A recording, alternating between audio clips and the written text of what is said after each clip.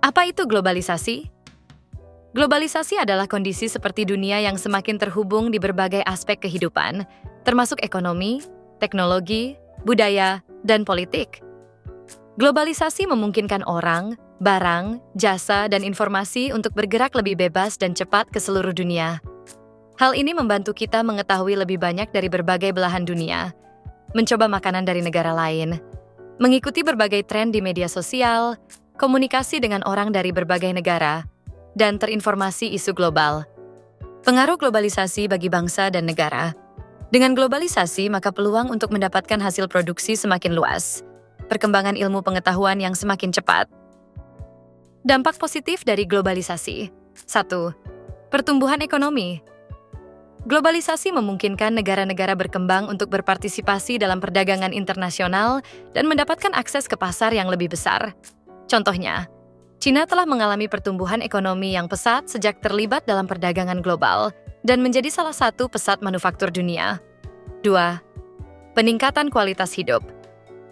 Dengan terbukanya akses ke produk dan teknologi internasional, kualitas hidup banyak orang meningkat. Contohnya, produk-produk teknologi seperti smartphone dan obat-obatan canggih.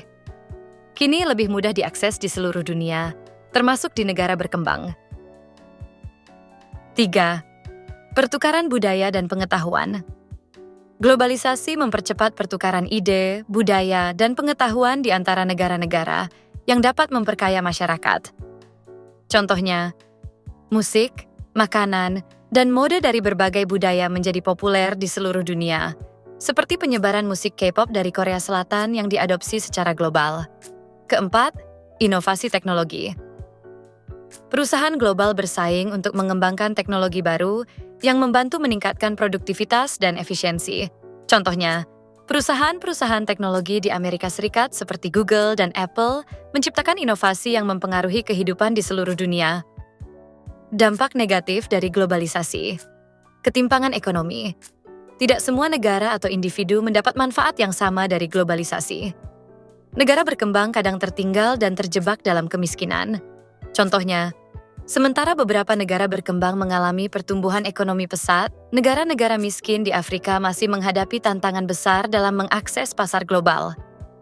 Eksploitasi buruh.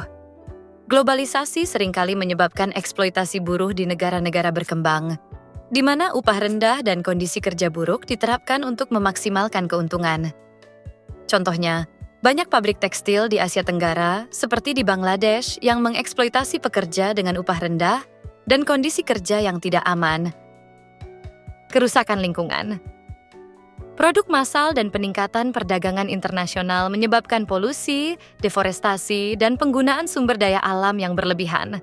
Contohnya, deforestasi di Amazon terjadi sebagian karena tuntutan pasar global untuk kayu, kedelai, dan daging sapi. Homogenisasi budaya. Globalisasi dapat menyebabkan budaya lokal tergantikan oleh budaya global yang dominan, khususnya budaya barat. Contohnya, bahasa dan budaya asli. Banyak masyarakat adat di seluruh dunia mulai hilang karena pengaruh bahasa dan media global. Cara mengantisipasi globalisasi. 1. Tetap mencintai produk dalam negeri. 2. Peningkatan pendidikan dan keterampilan. 3. Regulasi dan kebijakan perlindungan data. 4. Pemberdayaan ekonomi lokal. 5. Melakukan penyaringan budaya asing. 6. Penguatan kesejahteraan sosial. Kesimpulan, globalisasi memberikan banyak dampak positif dan negatif bagi kehidupan manusia. Sebagai manusia yang disiplin, kita harus memikirkan dampak globalisasi ke depannya untuk masa depan kita.